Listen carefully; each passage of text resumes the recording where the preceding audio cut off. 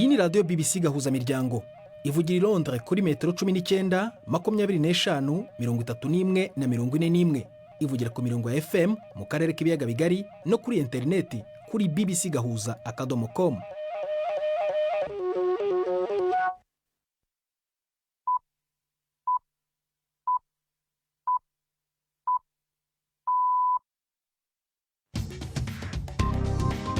Ubu ni saa 10 n'igice ku isaha mpuzamahanga ya GMT, ni saa 12 n'igice ku masaha yo mu Rwanda no mu Burundi. Muri studio muri kumwe na Prudence Ngiyumva. Wiriwe hoteza amatwi BBC Gahuzamiryango aho uri hose kwisi kaze kuri radio, kuri Facebook live mu buryo bw'amashusho, kuri bbcgahuza.com no ku mirongo migufi ya shortwave. Dore ingingo z'ingenzi z'amakuru turambura mu kanya kuri uyu wa gatanu tariki 5 z'ukwa 9. Mu Rwanda umunyapolitiki utavuga rumwe n'ubutegetsi Victoire Ingabire yasabye urukiko kumurekura by'agateganyo avuga ko afunzwe binyuranyije n'amategeko. Mu Burundi abayobozi mu rwego rw'ubuzima baravuga ko abarwayi ba virusi y'igitigu cyangwa umwijima batishoboye bazahabwa imiti y'iyi ndwara ku buntu. Si ibyo gusa, na bino bikoresho bituma bikuraba uko umugero ungana mu maraso abariko barabironka nuko nabo babironka ku buntu. Kuri uwa gatanu kandi turanavugana n'umuhanzi w'umurundi Kiriku mu ndirimbo nshya iri kuvugisha benshi mu karere no hanze yako.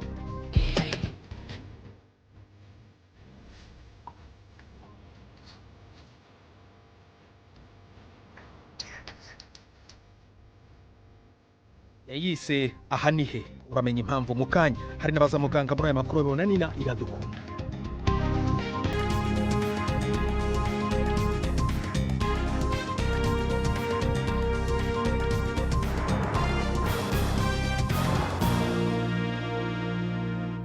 Ibyo byose turabirambura mu kanya nyuma yuko Jacques Niyitegeka abagezaho incamake y'andi makuru y'ingenzi avugwa ku isi.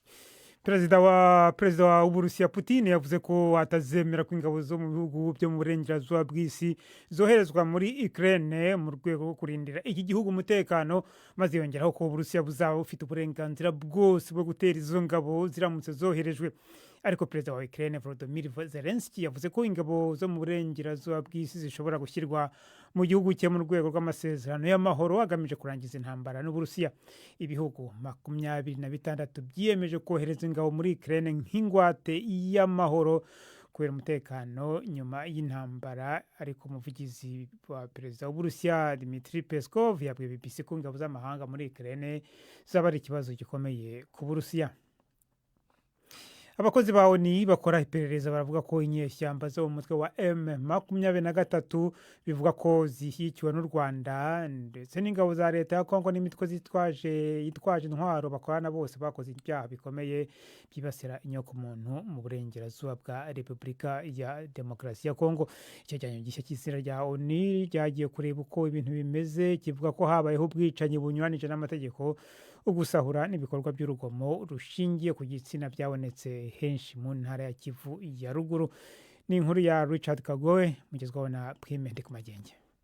Nubwa mbere ONU ivuze yuko amabi yakorewe mu buseruko bwa Repubulika ya Demokarasi ya Kongo ashobora kuba ari ku rugero rw'ivyaha bikorewe zina muntu. Umukuru w'urwego rwa ONU rujejwe uburenganzira bwa muntu Volker Turk yavuze ko yatewe ubwoba n'ibiri mu cegeranyo, acasaba yuko haba amatohoza kugira abakoze ayo mabi bayabazwe.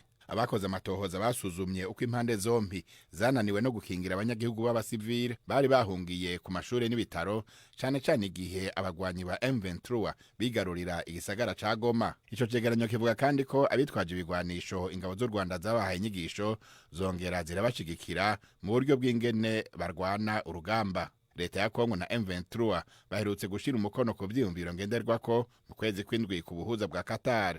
Bari biyemeje gutangura ibiganiro vy'amahoro mu kwezi k'umunani, ariko iryo sango ryararenganye.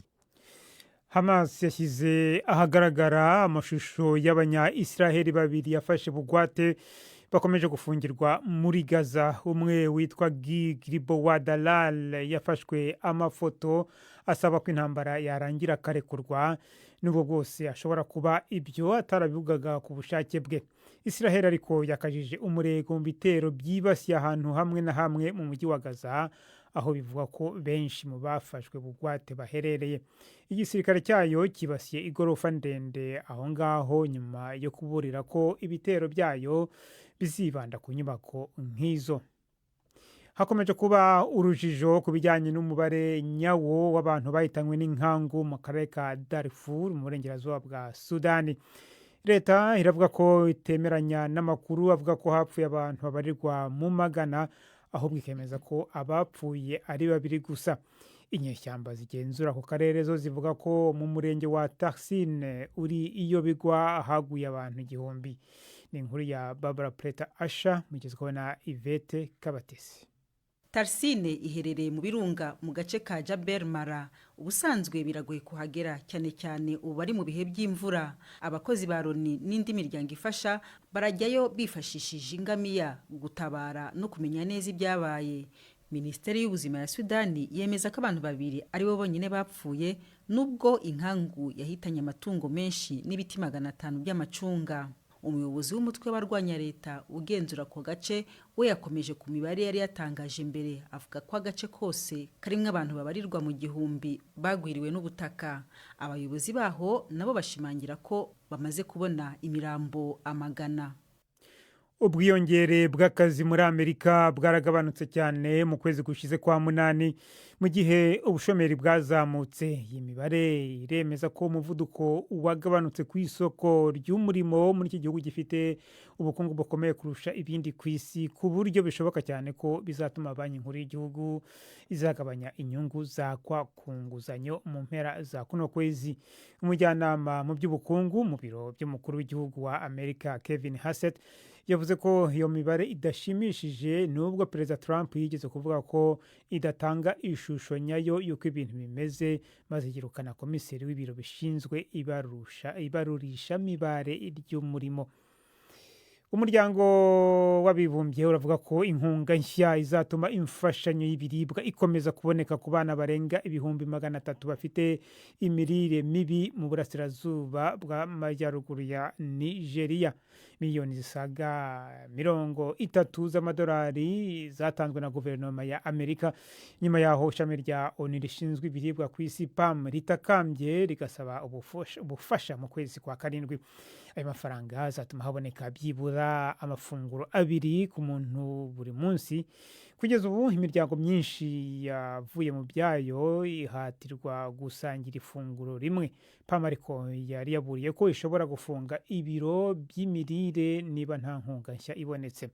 Abantu babarirwa muri za miliyoni bataye ibyabo kubera inyeshyamba zimaze imyaka 15 muri ako karere, bakarero bacungira cyane ku mfashanyo z'imiryango y'abagira neza kugira ngo baramuke. Prida urakoze Jacques Nitegeka kuri aya makuru ya BBC.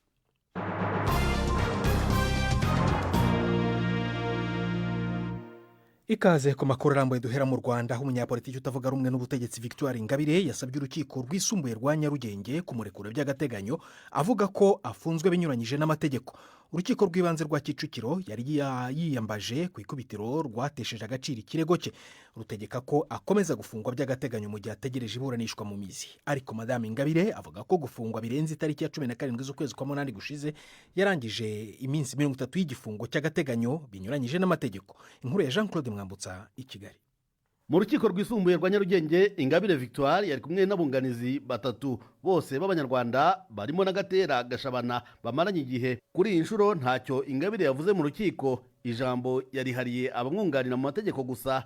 Gatera Gashabana wabimburiye abandi yanenze urukiko rw'ibanze rwa Kicukiro rwategetse ko Ingabire aguma muri gereza, rwirengagije ko igifungo cy'agateganyo yarimo cyari cyararangiye. Yavuze ko guhera ku itariki ya 18 z'ukwezi kwa 8 Ingabire afunzwe byirengagije amategeko kuko iminsi 30 yo gufungwa by'agateganyo yarangiye. Ubushinjacyaha ntibwasaba ko yongerwa kandi ntibwanamuregera urukiko rwagombaga guca urubanza mu mizi. Ubushinjacyaha nabwo bwemera ko bwatanze ikirego iminsi 30 yararenze, ariko ko umunsi wa nyuma wageze ari ku cyumweru kandi uyu ukaba ari umunsi w'ikiruhuko. Umunyamategeko Felicien Gashema nawe wunganira Ingabire we yanenze ubushinjacyaha ko bwirengagiza ko bufite n'inshingano zo kurengera Ingabire kandi nawe ari umunyagihugu. Aha yanengaga ko bwitwaza ko igihe cyageze ku munsi utari w'akazi, ati iyo bataza kwirengagiza ko bafite inshingano no kuregwa baba baratanze ikirego ku munsi w'akazi ariko igihe kitararenga. uruhande rwunganira Ingabire kandi ruvuga ko gufungwa by'agateganyo bigomba gufatwa nk'ibihe bidasanzwe, ko muri ibi bihe iminsi igomba kubarwa hatitawe ku kuba ari iy'akazi cyangwa ikiruhuko. Uruhande rwa Ingabire rwongeye kugaragaza ikibazo cy'uburwayi bw'umugabo we bukeneye ko aba adafunze kugira ngo amwiteho, kabone n'ubwo byanyura mu biganiro byo kuri telefone, kuko kugeza ubu ataremererwa gusohoka igihugu. Ingabire aregwa ibirego 6 bihuye cyane n'iby'itsinda ry'abantu 9 bivuga ko ari abayoboke b'ishyaka rye Darfa Umurinzi ritarandikwa. Yatawe muri yombi, abandi bamaze imyaka n'isaga bafunze. Ubushinjacyaha bukavuga ko imyiregurire ya bamwe ariyo yagaragaje ibimenyetso bigaragaza uruhare rwa Ingabire mu byaha bakurikiranyweho. Ingabire ahakana uruhare urwo arirwo rwose muri ibi byaha, bimwe muri byo ndetse akavuga ko byashaje ku buryo nyuma y'imyaka isaga 4 bitaba bigikurikiranwa n'amategeko. Icyemezo cy'urukiko gitegerejwe kuwa mbere cy'umweru gitaha. Jean-Claude Mwambutsa, BBC Gahuzamiryango, i Kigali. Urakoze Mwambutsa. Tugiye mu Burundi. Abayobozi mu rwego rw'ubuzima baravuga ko abarwayi ba virusi y'igitigu cyangwa umwijima batishoboye bazahabwa imiti y'indwara ku buntu. Ni mu gihe ikiguzi cyayo gikomeje kuzamuka cyane, ariko kandi n'iboneka ry'iyi miti ubwayo rikaba ari ikibazo. Amashyirahamwe yabiyemeje kurwanya izi ndwara rwishi mu gihugu, ari kwigisha abaturage muri iki gihe ububi bwazo n'uburyo zifata. Yo asaba ariko ko abazirwaye bose bakwiye gufashwa na leta. Inkuru ya Patrick Waso, i Bujumbura. Naravukanye hepatite B, hanyuma mu kuyimenya mu by'ukuri hari mu 2002 ngiye gutanga amaraso. Uwo ni Onesphore Nibigira, umwe mu bagendana indwara y'igitigu hepatite B yavukanye. Mu muryango wiwe benshi barahitanywe n'iyo ndwara kubera ukutamenya. Siyo wenyene. Muri kino kiringo Uburundi buriko burifatanya n'amakungu mu kugwanya indwara z'igitigu ziterwa n'imigera. Amashiramwe yishyize hamwe mu kugwanya indwara z'igitigu avuga ko abagendana n'izo ndwara bibagora kwivuza no kwipimisha kuko imiti yayo izimvye ku isoko. Tarsise Nahimana numwe mu bari muri ayo mashira hamwe. Gutuma ibipimo bizimvye cyane, kuko nk'akarorero igipimo cyo kuraba urugero rw'imigera umuntu ariha 250 make, aho rero ntiharashika ko basanze iyo migera irimwo bakwandikira imiti nayo irazimvye. Agacupa kamwe mu kwa kane kagwe 750, murategeza kugura uducupa 3 kwera n'amezi 3. Urumva yuko kugira umuntu aronka umuti ni miliyoni zirenga 2. Na Onesphore Nibigira aremeza ko harigeze kuba ikena ry'iyo miti. Uwo muti wanashaka urazimvye gose, ubu turawuronka ku buntu. Mu gice no kumenyesha nuko mu 2019 harigeze kuba ikena ryawo, umuti urabura amezi 4. Nibutse hari abantu umuntu yagize yatereka tukubarize hanze, acambwira bati uwo twagomba gusaba dufashe hanze utugurire, dusanze ama euro 130.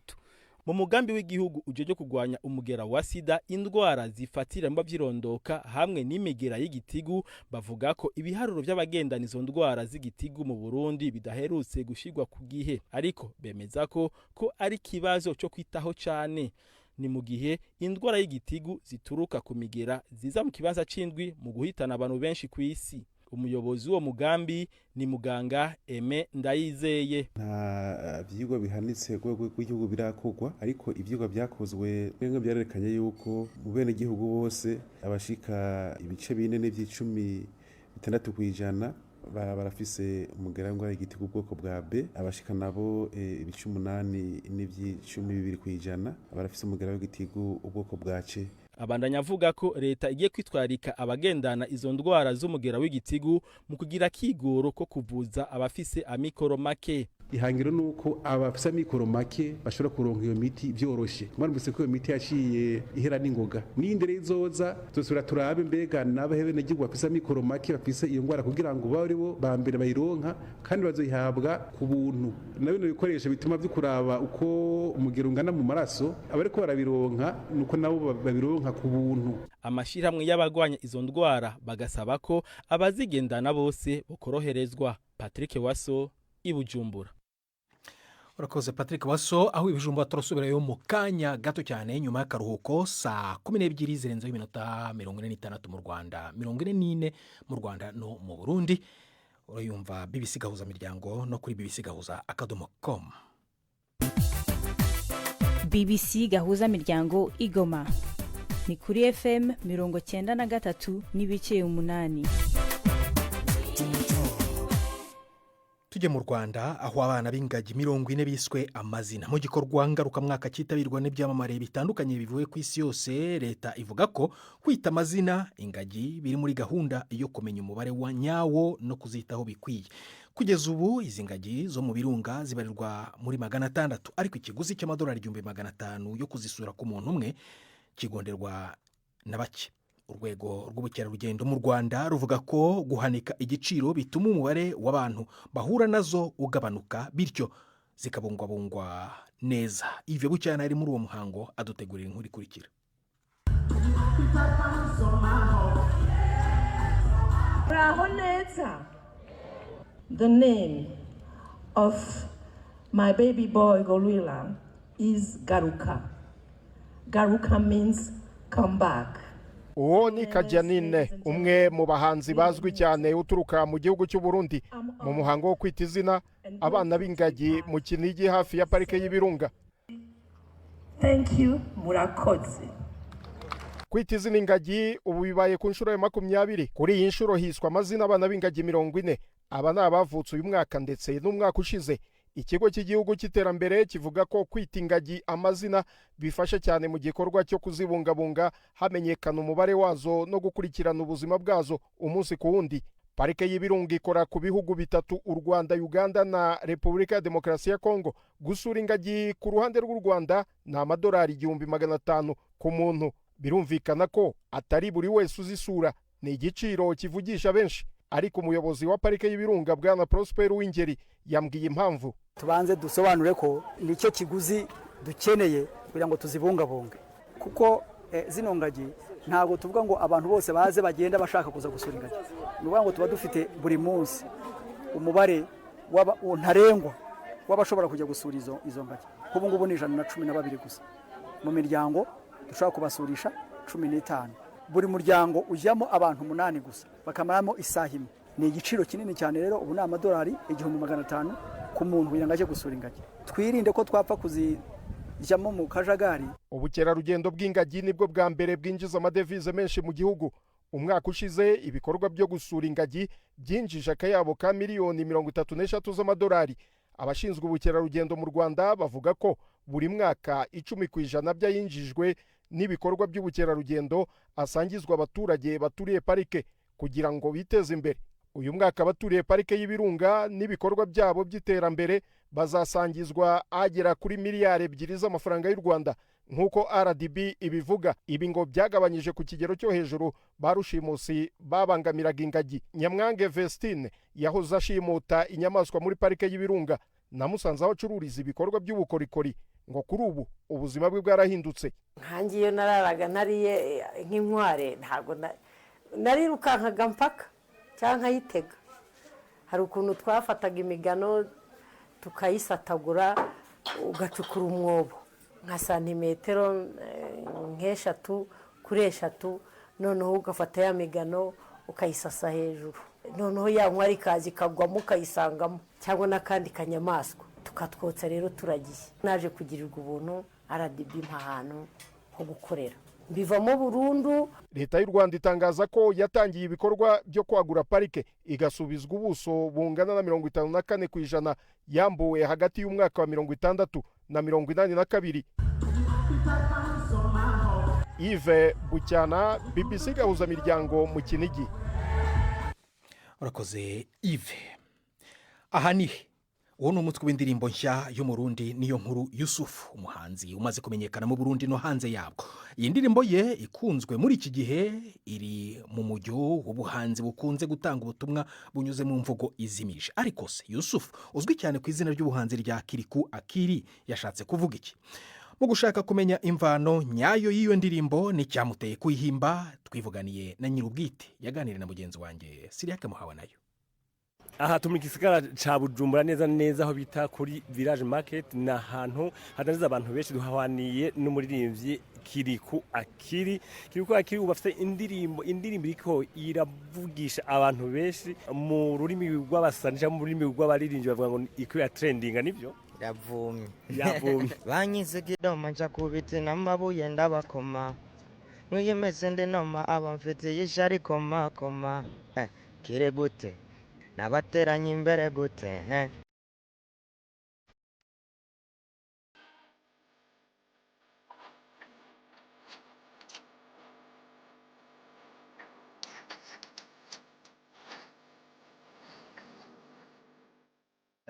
Yambo nitwa Kiriko Akili ndi umuririmbyi w'umurundi ishimiye kuba ari umurundi sindirimbo yanje shasha yitwa Hanihe naririmbye mvuga ubuzima bwa Kiriko ari indirimbo nanje yo kwiririmbira nkuko ndirimbira abandi ariko naje gutangara imaze gusohoka nasanze hari abandi biyumvise kandi nariririmbye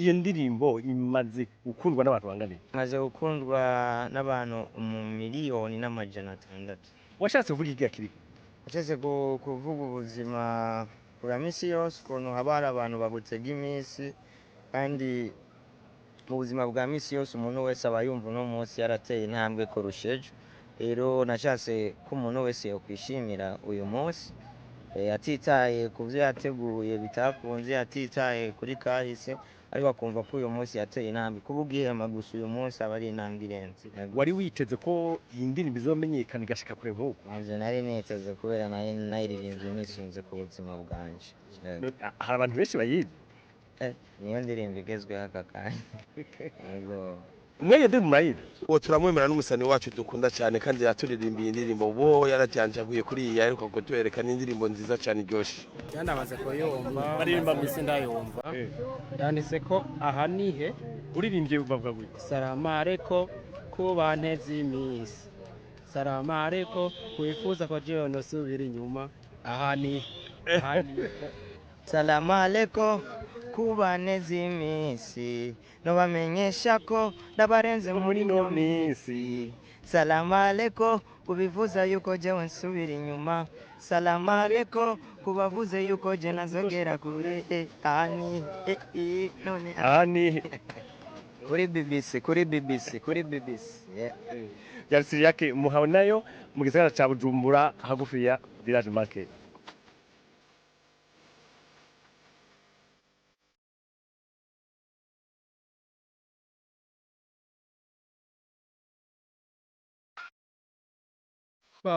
ni ukuvuga ngo ntuve ku rushinge rero reka tujye i Kigali muri baza muganga na Yvette Kabatesi.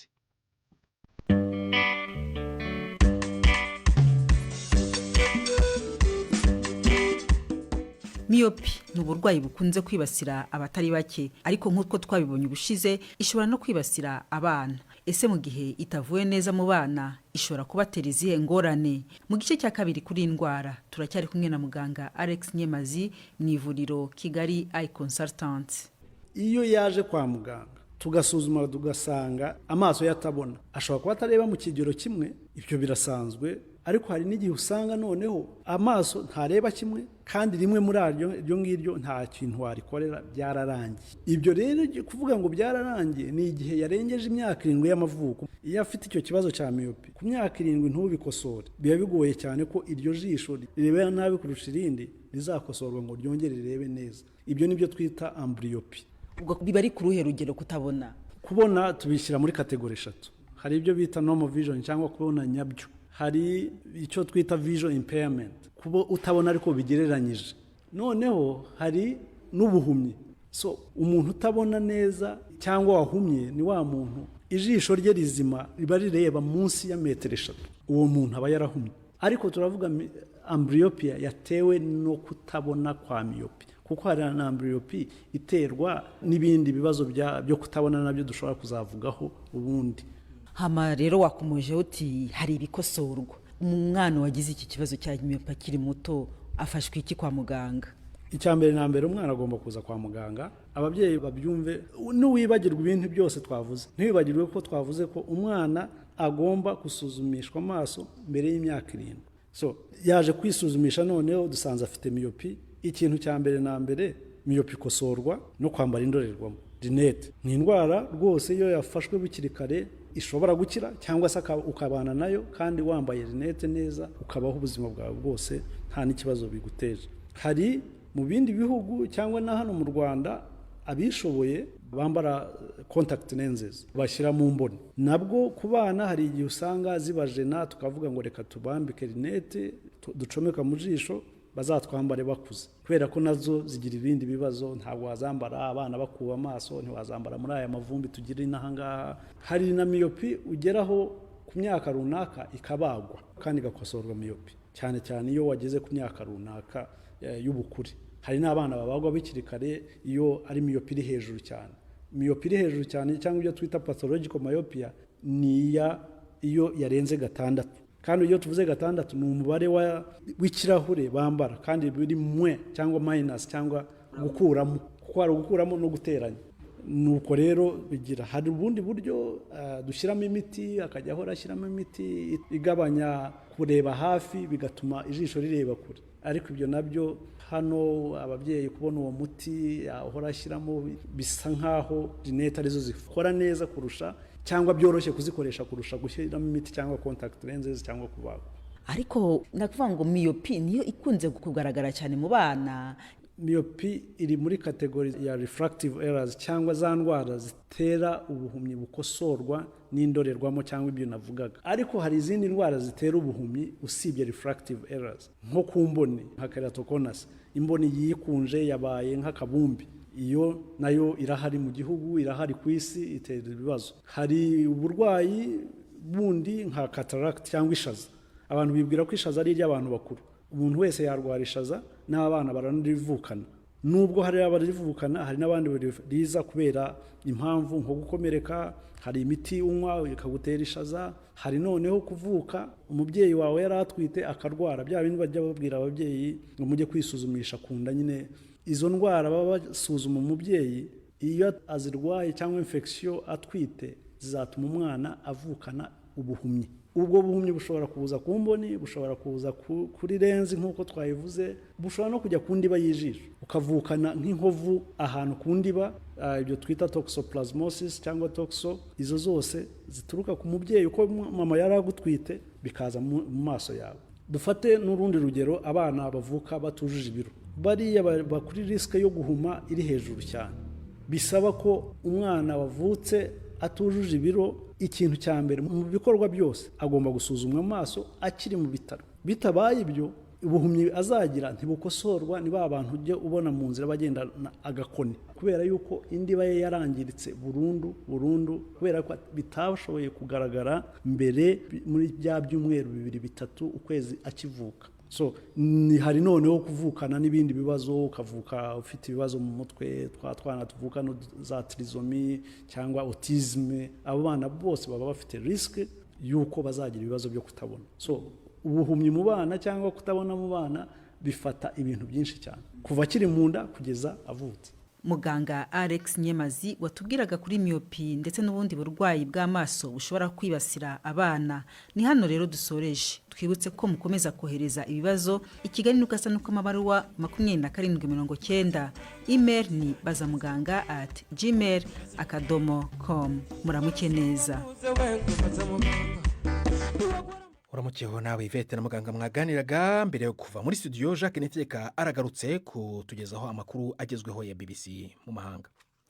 Perezida Putin w'Uburusiya yavuze ko atazemera ko ingabo zo mu bihugu byo mu burengerazuba bw'isi zoherezwa muri Ukraine mu rwego rwo kurindira iki gihugu umutekano, maze yongeraho ko Uburusiya buzaba bufite uburenganzira bwose bwo gutera izo ngabo niziramuka zoherejweyo. Abakozi ba ONU bakora iperereza baravuga ko inyeshyamba zo mu mutwe wa M23 bivuga ko zishyigikiwe n'u Rwanda, ingabo za leta ya Kongo n'imitwe yitwaje intwaro bakorana bose bakoze ibyaha bikomeye byibasira inyokomuntu mu burasirazuba bwa Repubulika ya Demokarasi ya Kongo. Hamas yashyize ahagaragara amashusho y'abanya-Israel 2 yafashe bugwate bakomeje gufungirwa muri Gaza. urakoze Jacques Niteka. Ni naho tugejeje ku musozi w'ibiganiro byacu byo kuri uwa gatanu. Ushobora kongera gusanga kuri bbc-gahuza.com. Ejo ni imvo n'imvano ku cyumweru n'ibiganiro bibiri by'urunana. Niba utarashije kubyumva kuri bbc-gahuza-miryango ku cyumweru urahishiwe. Byari biyobowe na Ninira Dukunda, twafashijwe na Chris Lovelock kugira ngo amajwi akugeraho ameze neza. Ni Prudence Nyumva wakoze guhitamo bbc-gahuza-miryango. Uraraharyana, weekend nziza.